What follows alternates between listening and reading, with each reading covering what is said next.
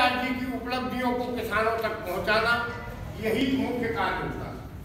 और ये कार्य मैंने पूरी ईमानदारी के साथ सरकारी नौकरी में निभाया और उसका ही ये परिणाम है कि आज पूरे भारतवर्ष के हर प्रांत का आदमी मेरे पास प्रशिक्षण देने आ रहा है।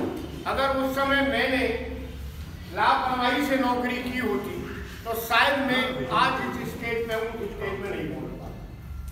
जिस समय मैं रिटायर हुआ उस समय संस्थान के निदेशक डॉक्टर MS चौहान ने मुझे आदेशित किया कि गौतम जी, आपके पास जो ज्ञान है वो एक भंडार के रूप में है, प्रत्येक क्षेत्र में आप माहिर हैं, महारत हासिल है आपको हर चीज को सिखाने में और समझाने में। तो आप अपने इस ज्ञान के प्रचार प्रसार को बंद न करें, अपने आप को रिटायर न समझें। CIRG आपके साथ खड़ी है। आपको वैज्ञानिक चाहिए, मैं वैज्ञानिक दूंगा। प्रैक्टिकल के लिए CIRG चाहिए, CIRG हाजिर है। लेकिन आप अपनी मान्यता प्राप्त संस्था के अंतर्गत प्रशिक्षण कार्यक्रम को जारी रखें, क्योंकि CIRG इतने लोगों को प्रशिक्षण नहीं करा पाती है जितने लोगों की एप्लीकेशन आती है। तो मैंने ये बाहर प्रशिक्षण शुरू किया 31 दिसंबर 2016 में रिटायर होने के बाद। ये मेरा 16 माह बैच है, यानी पहले 2 महीने के अंतराल से फिर संख्या बढ़ी तो मैंने हर एक प्रति माह शुरू किया और तभी से अब तक कोई भी बैच 30 आदमी से कम का नहीं रहा। 50, 60, 62, 72, 80 तक लोगों को मैंने यहाँ प्रशिक्षित किया और सभी संतुष्ट होकर गए। तो आप लोगों को प्रशिक्षण प्राप्त करते समय या प्रशिक्षण के बाद भी अगर कोई समस्या रह जाती है, उसके लिए भी मैं सदा आपके साथ खड़ा हूँ। रात को 2 बजे भी आप फोन करोगे, मैं आपका फोन उठाऊंगा, आपकी जो भी समस्या होगी उसका समाधान करूंगा। कोई चीज विस्मृत हो जाती है, अगर आपको जैसे यहाँ ट्रेनिंग में सीख के गई और ध्यान से निकल गई, तो आप ये चिंता न करें कि हमारे पास किताब नहीं है, क्योंकि किताबें आउट ऑफ स्टॉक हो चुकी है। CIRG में एक भी किताब प्रिंट उपलब्ध नहीं है। तो मैं आपको चलती फिरती किताब बनाऊंगा, वैज्ञानिकों को सुने और आपके जहन में हर चीज को ऐसे उतार दूंगा कि आप कभी भूलेंगे। और फिर भी अगर भूलते हैं तो तुरंत मुझसे बात करके अपनी याददाश्त ताज़ी करेंगे और बकरी पालन में उत्तरोत्तर अग्रसर होते चले जाएंगे। मेरे साथ साथ CIRG का नाम रोशन करेंगे और अपना भविष्य सुधारेंगे और अच्छे जानवर पैदा करके अपने फार्म पर देश के पशुधन में उन्नति में सहायक। ऐसी मेरी आप लोगों से गुजारिश और उस परवरदिगार से प्रार्थना। अब सर्वप्रथम मैं अपनी जननी CIRG केंद्रीय बकरी अनुसंधान संस्थान को प्रणाम करते हुए उसकी एक फिल्म आपको दिखाऊंगा कि हम लोगों ने CIRG में वैज्ञानिकों ने हम लोगों ने मिलकर क्या किया, उसका क्या परिणाम हुआ और कैसे कैसे बकरी पालन होता है और कर रहे हैं। तो एक टेली फिल्म है CIRG की, आप पहले उसे देखें, उसके बाद विधिवत आपको प्रत्येक विषय की जानकारी देना शुरू किया जाए। ठीक है ना? तो आप CIRG की फिल्म शुरू करें।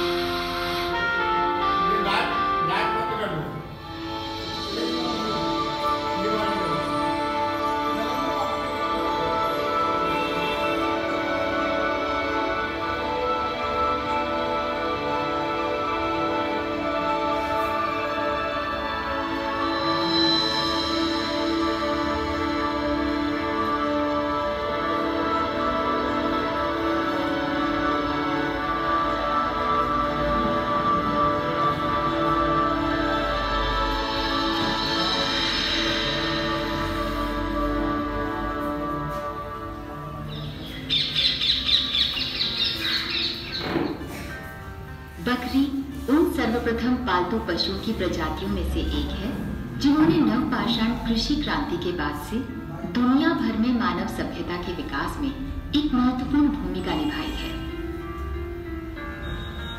बकरी ने अनंत काल से ही मानव की कृषि, आर्थिक, सांस्कृतिक और धार्मिक आकांक्षाओं को पूरा किया है।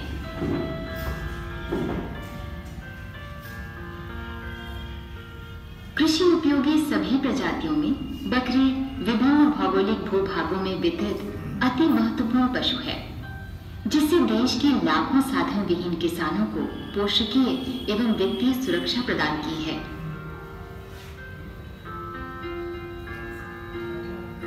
वर्तमान में 23 वर्गीकृत बकरी प्रजातियों की कुल 15.4 करोड़ बकरियां देश की विभिन्न कृषि जलवायु परिस्थितियों में फैली हैं और कुशलता पूर्वक फल फूल रही हैं।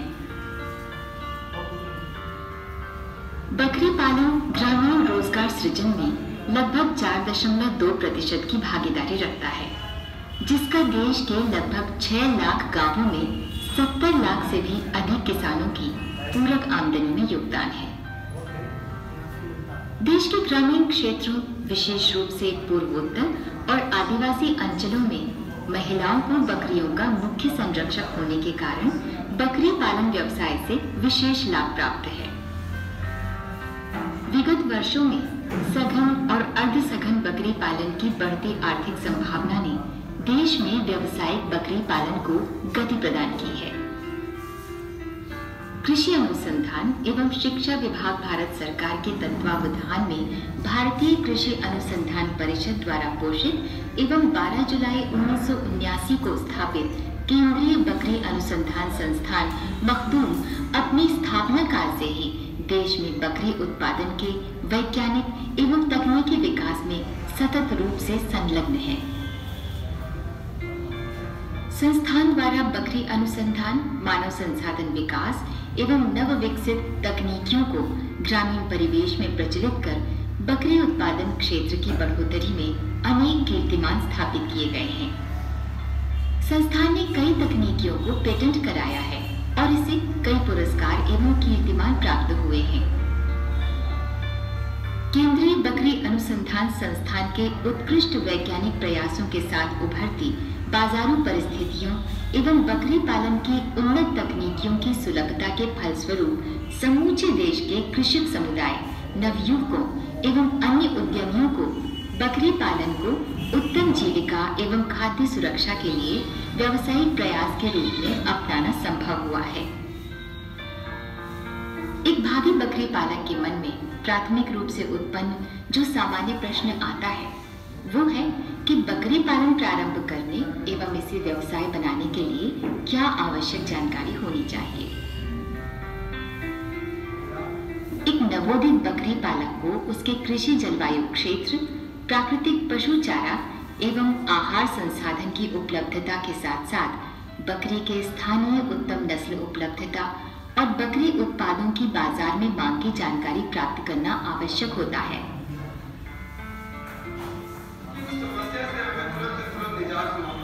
नवोदित बकरी उद्यमी के लिए यह भी आवश्यक है कि बकरी आवास, शेड का निर्माण, आवासीय उपकरण, प्रजनन तकनीकी, कृत्रिम गर्भाधान के साथ साथ उत्तम आहार आवश्यकता, बकरियों की बीमारियां, स्वास्थ्य प्रबंधन तथा उत्पादों के विकास की तकनीकी जानकारी हो।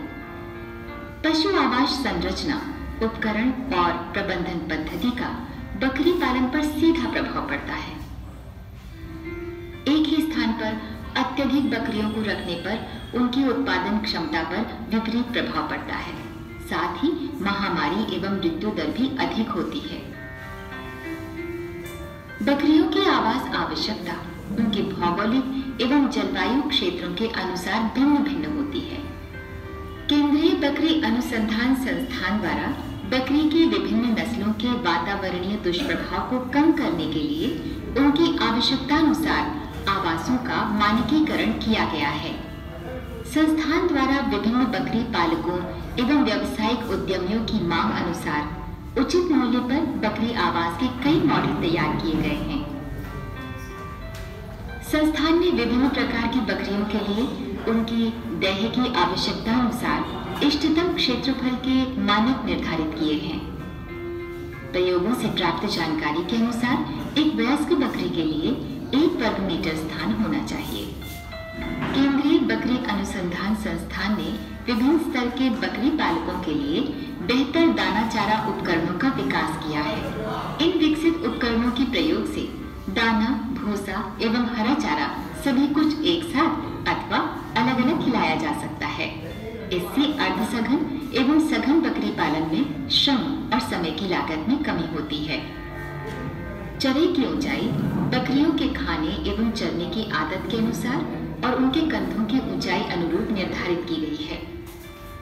इस तकनीकी के उपयोग से दाना चारा के नुकसान को 35 से 40% तक कम किया गया है और दाना चारा को बकरियों के मूत्र एवं मैंगनी के संक्रमण से बचाया जा सकता है। आयताकार दाना चारा उपकरण जहां 10 से 12 बकरियों को भोजन सुविधा प्रदान करता है, वहीं षटकोणाकार उपकरण 12 से 15 बकरियों को आहार ग्रहण करने का अवसर प्रदान करता है। इस तकनीकी के उपयोग से दाना चारा की लागत में 25 से 30% की बचत हो जाती है।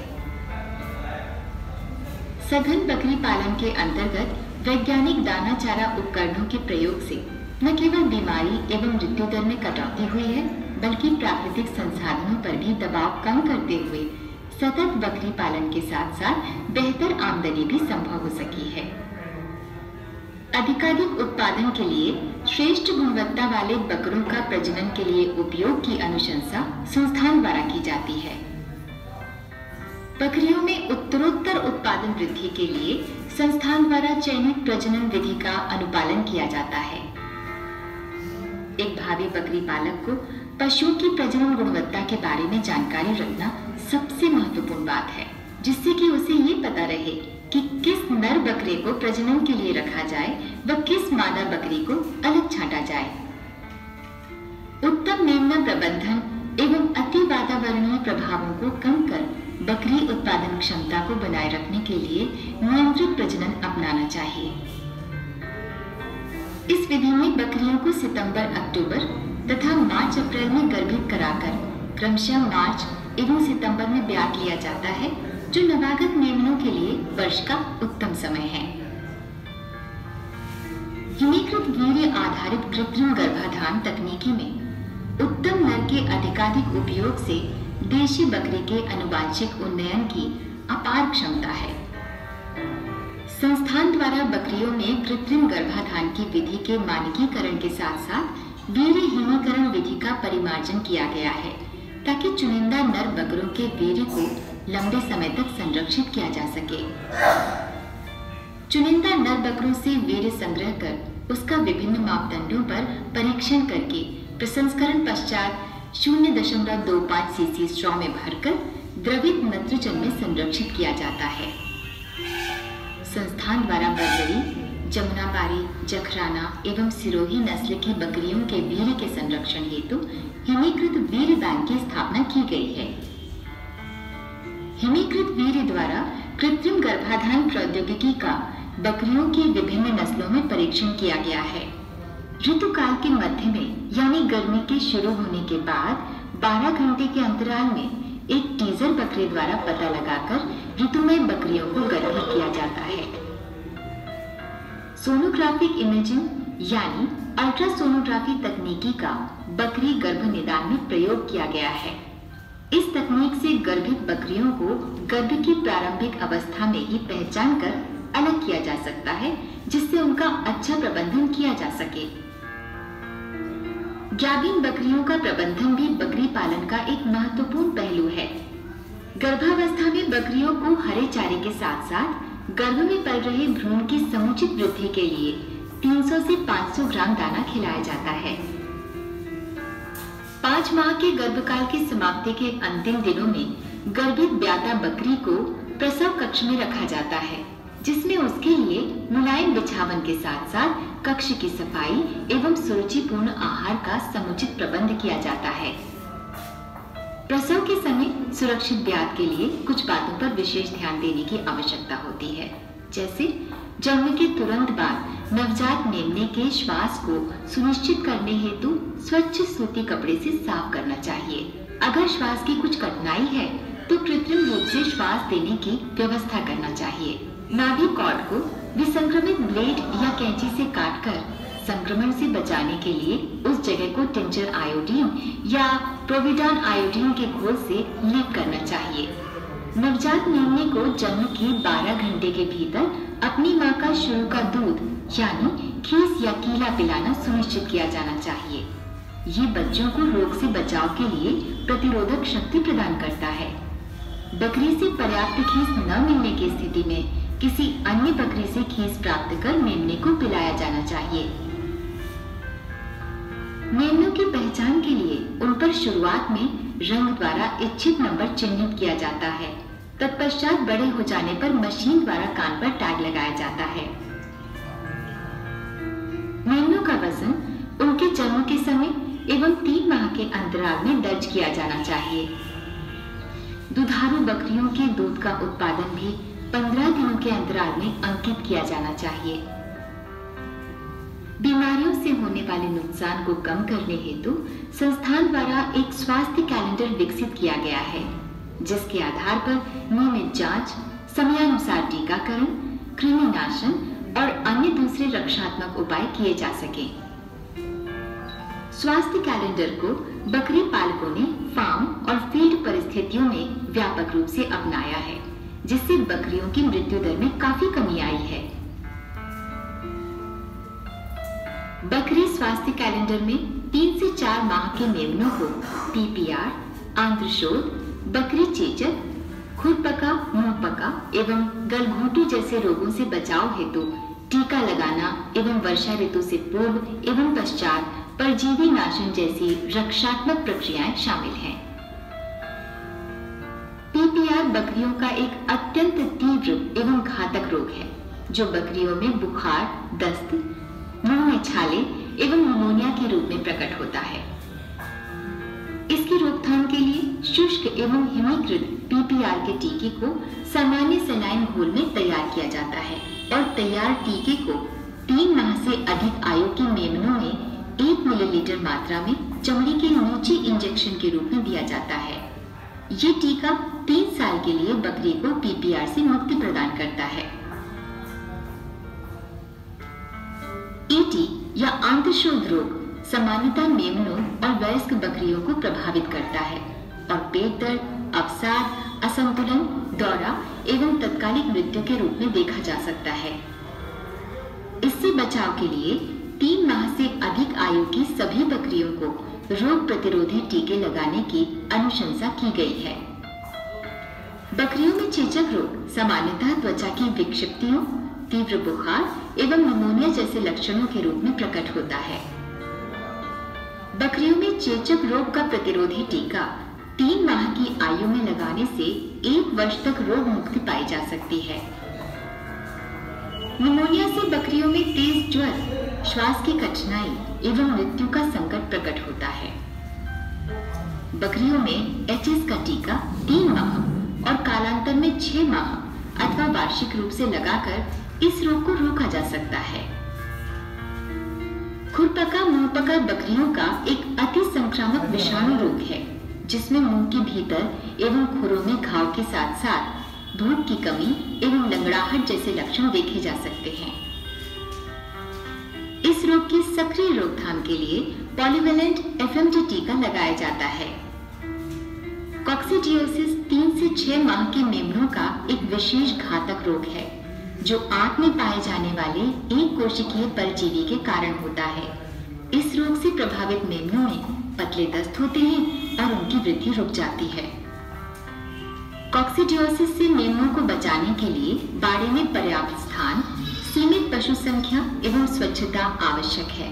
साथ साथ इस रोग के बेहतर प्रबंधन के लिए रक्षात्मक चिकित्सा की सिफारिश की गई है। बाह्य परजीवियों से बचाने के लिए वर्षा एवं प्रारंभिक शीतकालीन मौसम में बकरियों को दवा मिले हुए पानी से सर्वांग स्नान कराना आवश्यक है। परजीवी रोगों से बकरी उत्पादन में होने वाली हानि को कम कर और उन्हें मृत्यु से बचाने के लिए साल में 2 बार यानी वर्षा ऋतु के तुरंत पहले और समाप्ति पर बकरियों को दवा पिलाकर परजीवी नाशन किया जाना आवश्यक है। बकरियों के झुंड में ब्रुसेलोसिस यानी संक्रामक गर्भपात एवं जोहनीज यानी आंत का तपेदिक रोग की नियमित वार्षिक जांच रोग प्रबंधन का अति महत्वपूर्ण अंग है। बकरियों के परिवहन के समय बहुत सतर्क रहने की आवश्यकता होती है, क्योंकि ऐसा देखा गया है कि पीपीआर की महामारी बिना टीका लगाए हुए बकरियों का परिवहन करने से होती है। खरीदी हुई नई बकरियों को पुरानी बकरियों के झुंड में नहीं मिलाना चाहिए और कम से कम 21 दिनों के लिए उन्हें अलगाव में रखा जाना चाहिए। अधिकतम उत्पादन के लिए बकरियों का पोषण उपलब्ध कराना एक बड़ी चुनौती है। पौष्टिक एवं संतुलित आहार से ही किसान अपना लाभांश बढ़ा सकते हैं। बकरियों की नियमित वृद्धि के लिए संस्थान द्वारा रातिब मिश्रण एवं संपूर्ण आहार तैयार किया गया है।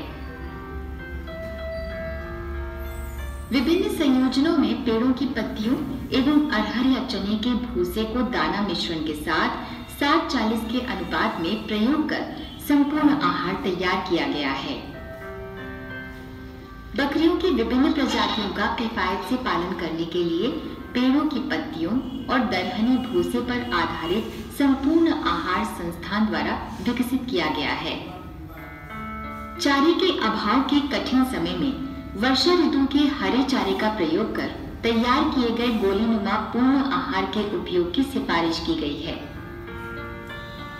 पेड़ पौधों पर आधारित संपूर्ण आहार पेड़ों की पत्तियों के साथ दाने के मिश्रण को 60-40 के अनुपात में मिश्रित कर तैयार किया गया है। गोलीनुमा आहार बेहतर पौष्टिकता प्रदान कर बकरियों की खाद्य आवश्यकता को पूरा करता है। संपूर्ण आहार प्रौद्योगिकी को अनेक व्यावसायिक, लघु एवं सीमांत बकरी पालकों द्वारा बकरी उत्पादन बढ़ाने और अधिक लाभांश कमाने के लिए अपनाया गया है। बेहतर बकरी उत्पादकता के लिए दाने चारे के साथ क्षेत्र विशेष खनिज मिश्रण की आपूर्ति होनी चाहिए। केंद्रीय बकरी अनुसंधान संस्थान यानी CIRG द्वारा बकरी मांस का गुण संवर्धन कर अनेक प्रकार के बकरी मांस उत्पाद जैसे बकरी मांस नगेट्स, बकरी मांस मुरुक्कु, बकरी मांस निमकी आदि तैयार किए गए।